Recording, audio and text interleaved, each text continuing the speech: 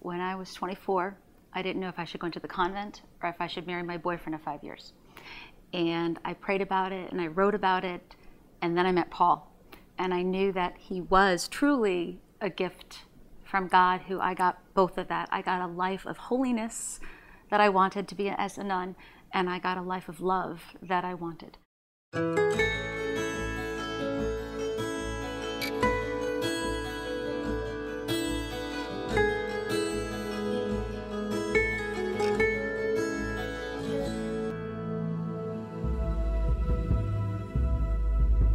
Deep within your heart, if you listen, you hear God's voice.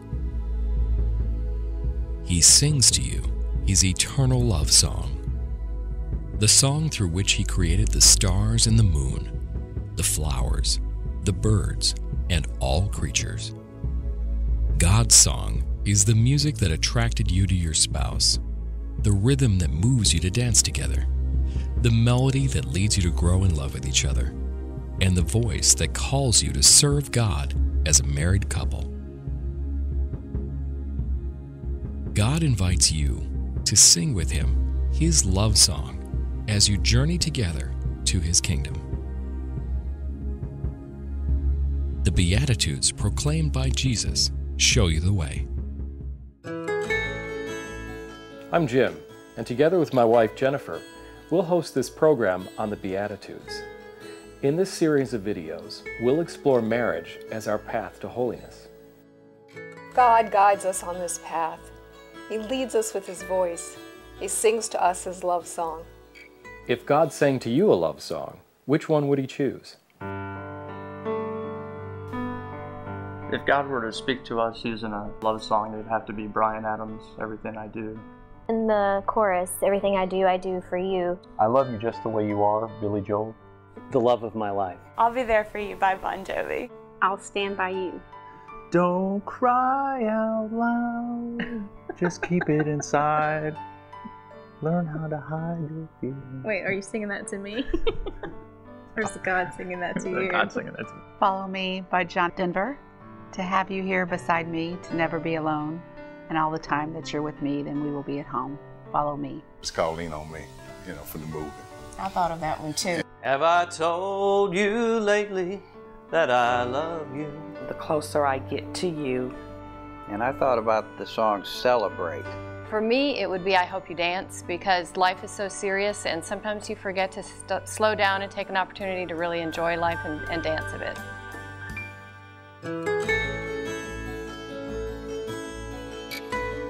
God created man and woman to be a gift for each other. He formed them in His own image so that they can see in one another a reflection of His love and find joy in each other's company. God called man and woman to sing with Him His eternal love song. Unfortunately, Adam and Eve chose to sing their own song. Their disobedience broke the relationship with God and disrupted the harmony that existed between husband and wife. In His immense love for us, the Father sent His Son to restore our relationship with Himself. In Christian marriage, we embrace Christ as our partner and our guide. Through His grace, He transforms our weaknesses into strengths. How do you experience God's grace in your marriage? God's grace is in our marriage through the seasons of our life. When I look back at where we've been, from newlyweds to young children to empty nesters. It kind of comes at times you least expect it. At times when we're having an argument and it's rough and we go to church, so many times there will be a reading that will just speak right to it, and we will look at each other and we'll smirk because we're being stubborn about the argument, but God has clearly spoken and given grace in that moment. I feel it mostly with Sherry when I'm unable, when I'm in denial. She reminds me that things are going to be okay and that God's going to take care of us. I would have to say through the peace and the strength that I received during tough times. We just had our first child, Mia, so that's just the greatest evidence of His grace in our lives and in our marriage. From the moment that we found out that we were pregnant, that was like the ultimate blessing of all, so we are so thankful to God for that. throughout our marriage of 25 years, we've had our challenges on many different levels. And I think the strength that God gives us every day to pull through those challenges is amazing.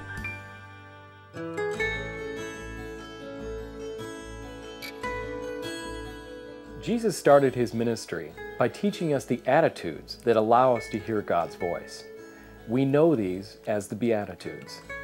In the Gospel of Matthew, Jesus proclaimed, "Blessed are the poor in spirit, the meek and the merciful, those who mourn, those who seek what is right, the pure in heart, the peacemaker, and the persecuted." In the first Beatitude, Jesus tells us, "Blessed are the poor in spirit, for theirs is the kingdom of heaven." What does being poor in spirit mean?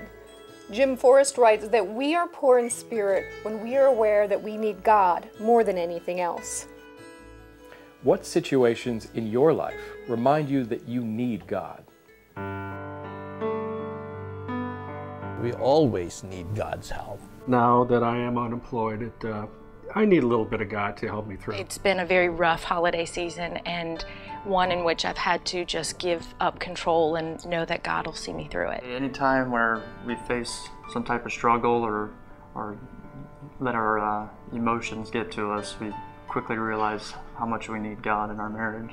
I need God every day, every minute of the day, especially dealing with stress. Even just a couple of years that we've been married, we've had financial issues, health issues, house issues. And sometimes they all happen at once in one day or 1 week, and there's just no way I know that I can handle it. And that's when it's like the only place that I can turn to, with Katie, is to the Lord.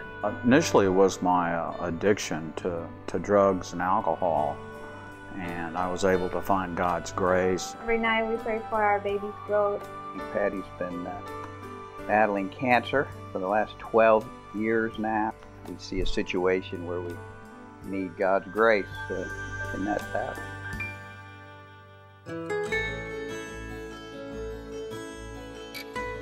Acknowledging our dependence on God and on one another is poverty in spirit.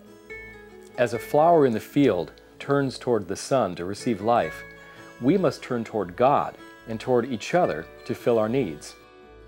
Married life is full of wonderful moments, but there are also times when we feel overwhelmed and need help. Illnesses, financial setbacks, job losses, and deaths in the family all remind us how much we need each other and we need God. In both the good times and the hard times, God is our constant companion, and prayer is our dialogue with Him, the source of our strength. What do you pray for in your marriage today? I pray pretty much on a daily basis for patience and understanding. Accepting of each other's quirkiness or things that bother me about him sometimes. Hey, we don't pray about that together. No, I didn't say we prayed about it together. Pray that Steve understands me. And pray for effective communication, that I'm able to express what I need and that Jared's able to tell me the same. Pray that I deserve the love that she gives me. Patience for Sandy to get along with me. To give me patience in my moodiness. I pray for patience. We constantly pray for unity because we have friends all around us that are breaking up. To be unselfish, to kind of make sure I put Barb first. To know what God's will is for us. And I pray for closeness because the closer you are to God, the easier it is to hear His voice.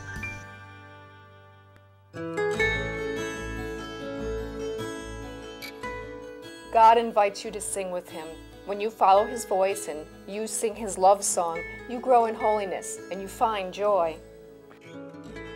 Now, together with your spouse, take a few moments to reflect on your poverty in spirit. Ask yourself, when do I listen to God's voice? Do I hear Him? Are we singing His song or our own song?